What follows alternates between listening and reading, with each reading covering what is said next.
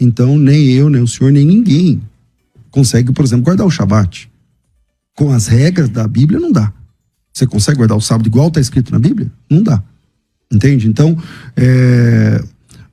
a lei, a Bíblia diz que a lei, ela foi nos dada até que chegasse a fé.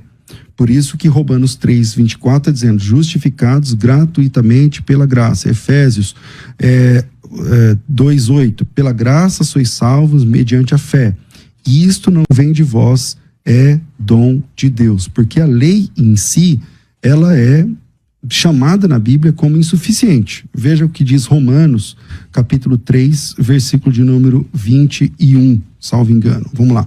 Mas agora sem lei, manifestou-se a justiça de Deus testemunhada pela lei e pelos profetas. Justiça de Deus mediante a fé em Jesus Cristo, para todos e sobre todos os que creem, porque não há distinção. Todos pecaram e carecem da glória de Deus, sendo justificados gratuitamente pela sua graça mediante a redenção que há em Cristo Jesus. E como o senhor falou das tábuas da lei, na segunda carta de Paulo aos Coríntios, capítulo 3, versículo 8, está dizendo assim, falando sobre a lei, né, os 10 mandamentos. Eu vou ler um pouquinho mais à frente, acho que um pouquinho mais atrás, acho que é o capítulo 7. Se o ministério da morte, gravado com letras em pedras, o único trecho da Bíblia gravado com letra em pedra, pastor Rafael, é o Decálogo. Aqui nesse texto ele é chamado de ministério da morte. Se o ministério da morte, gravado com letras em pedras, se revestiu de glória de maneira que os filhos de Israel não podiam fitar Moisés por causa da glória do seu rosto ainda que desvanecente, como não será de maior glória o ministério do Espírito? Então está colocando aí dois ministérios e 2 alianças. Pastor. Mas isso daí, pastor César, tá falando de uma lei superior. De uma lei superior. E o senhor concorda? Claro. Uma lei superior.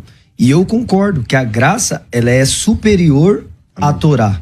Isso daí, o debate não é nem esse, mas eu vou entrar nesse mérito só para os ouvintes entenderem.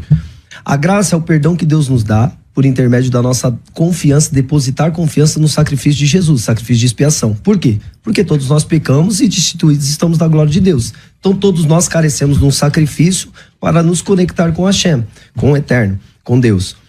E esse sacrifício, Yeshua veio e fez a expiação dos pecados. Só que esta graça, ela não nos isenta das responsabilidades da prática do mandamento. Quer ver? Primeira carta de João. Eu vou mostrar para os ouvintes que não existe algo novo aqui. É desde o começo, é o que tem desde do que o Eterno estabeleceu, ó. Primeira carta de João, capítulo 2, está escrito assim, ó, versículo 3. Nisso sabemos que o conhecemos, se guardarmos os seus mandamentos. Aquele que diz eu conheço e não guarda os seus mandamentos é mentiroso, e nele não está a verdade. Mas qualquer que guarda a sua palavra, o amor de Deus está nele, verdadeiramente aperfeiçoando. Nisso conhecemos que estamos nele. Aquele que diz que está nele também deve andar como ele andou. E Yeshua praticou mandamentos? Praticou, então tem que andar como ele andou.